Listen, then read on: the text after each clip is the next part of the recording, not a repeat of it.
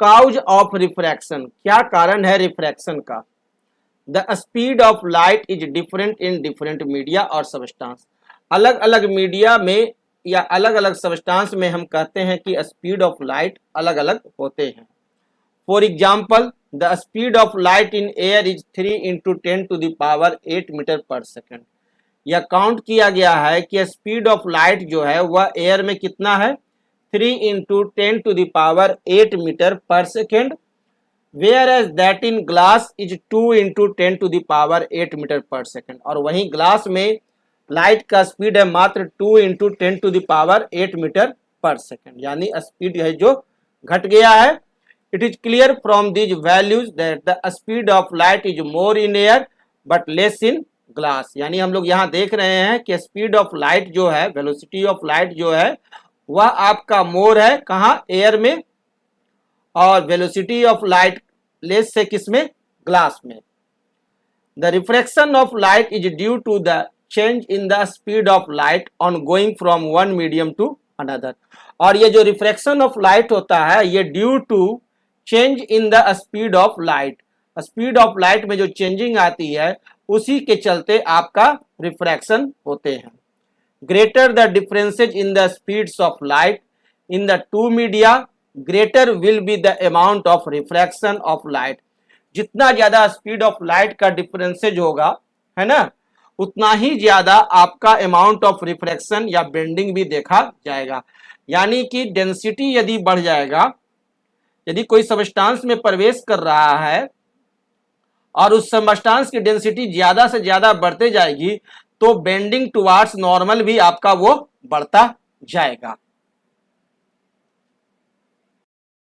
Optically rarer medium and optically denser medium. अब हम लोग देखते हैं ऑप्टिकली रेयरर मीडियम और ऑप्टिकली डेंसर मीडियम क्या होता है।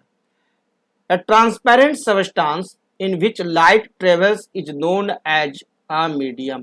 वह ट्रांसपेरेंट सबस्टांस जिसमें कि आपका लाइट ट्रेवल होता है उसे ही हम लोग यहाँ इस लाइट के क्लास में मीडियम समझते हैं। ठीक है, मीडियम यहाँ क्या है, एक ट्रांसपेरेंट सबस्टांस को लिया जाता है। लाइट के चैप्टर में ट्रांसपेरेंट सबस्टांस ही मीडियम होता है। Air, glass, certain plastics, water, kerosene, alcohol, ये सभी के सभी क्या है, ट्रांसपेरेंट सबस्टांस हैं। ETC are all examples of medium, तो ये सभी के सभी मीडियम के एग्जाम्पल्स हैं। Different media are said to have different optical densities, और प्रत्येक मीडिया को अगर आप देखिए तो प्रत्येक की ऑप्टिकल डेंसिटीज अलग अलग है। क्लियर है, सभी की ऑप्टिकल डेंसिटीज अलग होती है। A medium in which the speed of light is more is known as optically rarer medium या लेस डेंस मीडियम। वह मीडियम जिसमें कि आपका स्पीड ऑफ लाइट ज्यादा हो, मोर हो, तो वह हमारा कहलाता है ऑप्टिकली रेयरर मीडियम या कहलाएगा less dense medium. Air is an optically rarer medium, air हमारा ऑप्टिकली रेयरर मीडियम है एज कंपेयर टू, इसे कंपेयर करेंगे किससे, ग्लास एंड वाटर से, तो हम पाएंगे क्या कि एयर हमारा ऑप्टिकली रेयरर मीडियम है as compared to glass and water. और a medium in which the speed of light is less is known as optically denser medium, और वह मीडियम जिसमें स्पीड ऑफ लाइट घट जाता है, कम रहेगा कंपेरेटिवली, तो वो हमारा कहलाएगा comparatively optically denser medium. Glass is an optically denser medium than air and water, ग्लास हमारा ऑप्टिकली डेंसर है एयर एंड वाटर की तुलना में। अगर हम लोग ले लें एयर, वाटर एंड ग्लास, तो हम कहते हैं क्या कि एयर जो है हमारा ऑप्टिकली रेयरर है ना, ऑप्टिकली रेयरर मीडियम है वाटर की तुलना में एंड ग्लास की तुलना में भी, है ना। और ठीक उसी तरह से ग्लास जो है वह हमारा ऑप्टिकली डेंसर मीडियम है वाटर की तुलना में और एयर की तुलना में। अगर वाटर और ग्लास में हम लोग कंपेयर करें तो वाटर हमारा क्या है, रेयरर है, ऑप्टिकली रेयरर ग्लास की तुलना में, है ना। तो जिसकी डेंसिटी जितनी ज्यादा होगी वह उतना ही ज्यादा ऑप्टिकली डेंस मीडियम होगा, तो इससे हम लोग कंपेयर करते हैं। two rules which give the direction of bending of a ray of light when it goes from one medium to another. It has been found that दो रूल्स हैं जिसके द्वारा हम लोग पता करते हैं कि कैसे आपका एक मीडियम से दूसरे मीडियम में जाता है तो आपका लाइट का जो रे है वह बेंड करता है. First, when a ray of light goes from a rarer medium to a denser medium. पहले हम लोग देखते हैं रेयरर मीडियम से डेंसर मीडियम में जब लाइट प्रवेश करेगा तो it bends towards the normal at the point of incidence. यह देखिए हमारा रेयरर मीडियम है and this is our denser medium. Clear? This is our glass slab and this is our air. तो एरर हमारा क्या हो गया? ऑप्टिकली रेयरर, और ग्लास हो गया ऑप्टिकली डेंसर. तो जब रे हमारा इंसिडेंट करेगी इस पॉइंट ओ पर तो इस नॉर्मल लाइन से अगर आप देखेंगे तो ये बेंड कर जाएगा किधर? Towards the normal. नॉर्मल की तरफ बेंड कर जाएगा. यानी कहने का अर्थ है कि एंगल आई जो एंगल ऑफ इंसिडेंस है वो ग्रेटर देन एंगल आर होगा. Angle of refraction, angle of refraction से एंगल ऑफ इंसिडेंस जो है वो कम होगा. एंगल ऑफ रिफ्रैक्शन हमारा कम होगा और एंगल ऑफ इंसिडेंस ज्यादा है ना. एंगल ऑफ इंसिडेंस हमारा ज्यादा होगा. अगर angle of incidence angle I 40 degree है तो एंगल आर हमारा कितना होगा? 36 डिग्री होगा, कुछ कम होगा, है ना.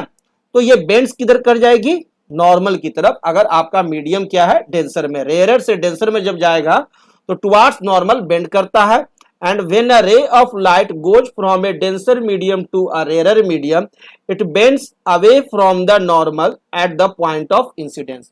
और यदि हमारा लाइट डेंसर से, ये जो डेंसर मीडियम ग्लास स्लैब है, इस ग्लास स्लैब से फिर आपका एयर में आएगा तो क्या होगा?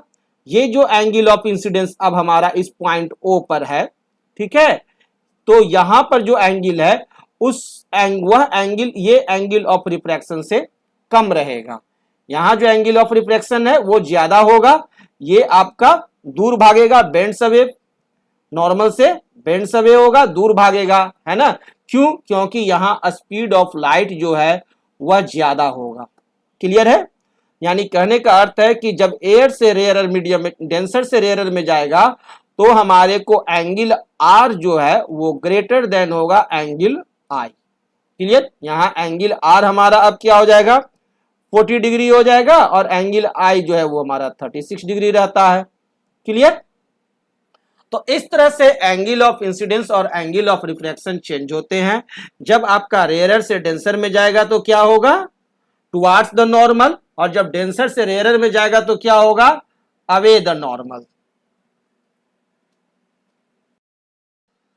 The case of light going from air into glass and air into air. Fast to slow. ध्यान देंगे, फास्ट टू स्लो. जब भी आपका एयर से ग्लास में जाएगा तो क्या होगा? स्पीड घट जाएगा. तो जब स्पीड घटेगा तो टुवर्ड्स द नॉर्मल होगा. ठीक है? फास्ट टू स्लो होगा तो क्या हो जाएगा? नॉर्मल हो जाएगा. स्पीड घटेगा तो नॉर्मल हो जाएंगे. कोई भी व्यक्ति है उसकी अगर स्पीड घटेगा तो वो क्या हो जाएगा? आदमी नॉर्मल होगा ना. और जैसे ही स्लो टू फास्ट होता है और किसी का भी बीपी ज्यादा हो जाता है, बढ़ जाता है, स्पीड बढ़ जाता है, तो वो क्या होता है? Away from the normal. तब वो नॉर्मल से दूर भागता है ना. तो जैसे ही एयर से ग्लास में प्रवेश किया तो इसका एंगल ऑफ इंसिडेंस और एंगल ऑफ रिफ्रैक्शन में देखे तो देखे क्या कि एंगल ऑफ रिफ्रैक्शन आर जो है वह आपका आई से छोटा है. और जैसे ही फिर ग्लास से जब एयर में आया तो क्या हुआ? तो यहां देख रहे हैं, यहां पर अब एंगल ऑफ रिफ्रैक्शन जो है और यहां पर एंगल ऑफ इंसिडेंस है ना. तो अब देखते हैं क्या कि एंगल ऑफ इंसिडेंस जो है वो एंगल ऑफ रिफ्रैक्शन से ज्यादा, एंगल ऑफ इंसिडेंस जो है वो एंगल ऑफ रिफ्रैक्शन से क्या है? कम है. अब यहां एंगल ऑफ रिफ्रैक्शन ज्यादा है और एंगल ऑफ इंसिडेंस कम है. क्लियर? तो यानी हम ये याद रखेंगे कि फास्ट टू स्लो जब होगा तो टुवर्ड्स द नॉर्मल, और स्लो टू फास्ट होगा तो अवे फ्रॉम द नॉर्मल. क्योंकि ग्लास से जैसे ही एयर में आएगा कि इसकी स्पीड बढ़ जाएगी. The perpendicular distance between the original path of incident ray and the emergent ray coming out of the glass slab is called lateral displacement of the emergent ray of light. अब lateral displacement क्या होता है ये देखते हैं। ये जो हमारा शुरू का जो इंसिडेंट रे जो इस पर पड़ रहा है, ठीक है, तो जब ग्लास स्लैब में आया तो रिफ्रैक्ट हुआ, और रिफ्रैक्ट होने के बाद फिर जब यह इमर्ज किया, बाहर निकला ग्लास से, तो फिर यह अवे टू नॉर्मल आया, ठीक है। यानी फर्स्ट स्टेप, सेकंड स्टेप और थर्ड स्टेप में ये बाहर आ गया। तो जो शुरू का जो रे इंसिडेंट हुआ उसे ही हम लोग क्या किए, आगे की तरफ ड्रॉ कर दिए। और यह जो इमर्जेंट रे है और ये जो इंसिडेंट रे जो शुरू का है, उसे खींचने के बाद पीछे की तरफ जब ड्रॉ किए नीचे की तरफ, तो इन दोनों के बीच की दूरी को ही हम लोग कहते हैं लैटरल डिस्प्लेसमेंट। यही हमारा क्या है, लैटरल डिस्प्लेसमेंट है। द परपेंडिकुलर डिस्टेंस, कैसा डिस्टेंस, परपेंडिकुलर डिस्टेंस, यानी इन दोनों के बीच का डिस्प्लेसमेंट है ना, between the original path of incident ray, ये जो इंसिडेंट रे का ओरिजिनल पाथ है वो, and the emergent ray coming out of the glass slab is called lateral displacement. उसे ही हम लोग क्या कहते हैं, लैटरल डिस्प्लेसमेंट कहते हैं ऑफ द इमर्जेंट रे ऑफ लाइट, इमर्जेंट रे ऑफ लाइट का, कि लाइट जो इमर्ज कर रहा है उसी का वो हमारा क्या हो गया कि लैटरल डिस्प्लेसमेंट, कितना दूर ये लाइट हमारे को भाग गया। जो लाइट हमारे को यहां से प्रवेश किया था उसे इस रास्ते जाना चाहिए था, लेकिन वह अब हमारे को इस रास्ते से जा रहा है, यानी कि ये लैटरली हमारे को कितना डिस्प्लेसमेंट हुआ वो हमारे को ये पता चला। Lateral displacement is directly proportional to, या डायरेक्टली प्रोपोर्शनल होता है एंगल ऑफ इंसिडेंस का। फर्स्ट ये एंगल ऑफ इंसिडेंस जो ये आई है शुरू वाला ये, second thickness of the glass slab, glass slab का थिकनेस कितना है उस पर डिपेंड करता है, जितना ज्यादा होगा उतना ही ज्यादा लैटरल डिस्प्लेसमेंट होगा। And third refractive index of glass slab, और इस ग्लास स्लैब का रिफ्रैक्टिव इंडेक्स कितना है उस पर भी डिपेंड करता है, जितना ज्यादा इस मीडियम का रिफ्रैक्टिव इंडेक्स होगा उतना ही ज्यादा लैटरल डिस्प्लेसमेंट भी होगा। तो चलिए हम लोग ये भी देख लें कि व्हाट इज रिफ्रैक्टिव इंडेक्स, ये तो नहीं ना अभी जानते हैं, तो इसकी चर्चा आगे करेंगे। एंगल विच द इमर्जेंट रे makes with the normal is called the angle of emergence. वह एंगल जिससे कि कोई रे आपको इमर्ज करता है, बाहर निकलता है, उसी रे को, उसी एंगल को हम लोग कहते हैं एंगल ऑफ इमर्जेंस। हमारा एंगल ऑफ इमर्जेंस ये है angle E, angle E is hour angle of emergence. इसी रे से यहां से आपका बाहर निकला है मीडियम से, जब मीडियम से बाहर निकल जाएगा और वहां पर जो नॉर्मल के साथ जो एंगल बनेगा उसी एंगल को हम लोग कहते हैं angle of emergence. And this ray is called as emergent ray, और यह रे हमारा क्या है, इमर्जेंट रे है।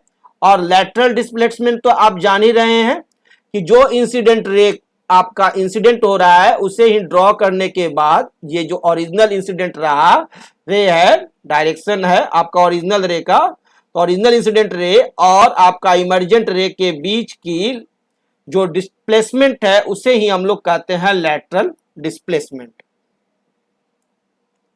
The angle of emergence E is equal to the angle of incidence. और एक मजेदार बात यह है कि यह एंगल ऑफ इमर्जेंस ई और एंगल ऑफ इंसिडेंस यह इक्वल होता है। Angle of emergence E is equal to angle of incidence. Clear, ये क्या होते हैं, इक्वल होते हैं, angle of emergence E and angle of incidence I. और यहां पर जो आप देख रहे हैं अंदर ग्लास स्लैब के अंदर जो ये एंगल है, दिस एंगल इज आपका एंगल ऑफ रिफ्रैक्शन है यहां पर, और यहां पर आपके लिए सेकेंडरी एंगल ऑफ इंसिडेंस है, इसको एंगल पी मान लूं, तो ये angle R is equal to angle P है। Clear.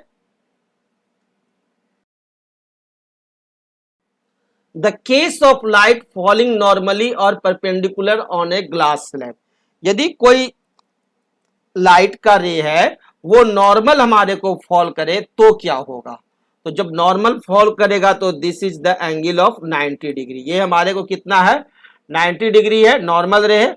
If the incident ray falls normally या perpendicularly to the surface of a glass slab, then there is no bending of the ray of light and it goes straight. तो जब भी ये normal fall करेगा, angle आपका 90 degree होगा, तो कोई बेंडिंग नहीं होगा, नो बेंडिंग, किसी भी तरह की कोई चेंजिंग नहीं आएगी और वह रे हमारा क्या होगा, नॉर्मल रे रहेगा, यानी द एंगल ऑफ इंसिडेंस हमारा क्या होगा, in this case is zero. इस केस में हमारा नॉर्मल लाइन भी तो यही है, इसलिए एंगल ऑफ इंसिडेंस हमारा क्या होगा, जीरो होगा। एंगल ऑफ रिफ्रैक्शन हमारा क्या होगा, जीरो होगा। Angle of incidence zero, angle of refraction is also zero, और angle of emergence E is also zero. ये सभी के सभी क्या होंगे, जीरो होंगे। Angle of incidence, angle of refraction और एंगल ऑफ इमर्जेंस, तीनों हमारा जीरो होगा, क्योंकि यहां इमर्जेंस भी जो होगा वो नॉर्मल से एंगल बनेगा। तो ये तो यही लाइन है नॉर्मल,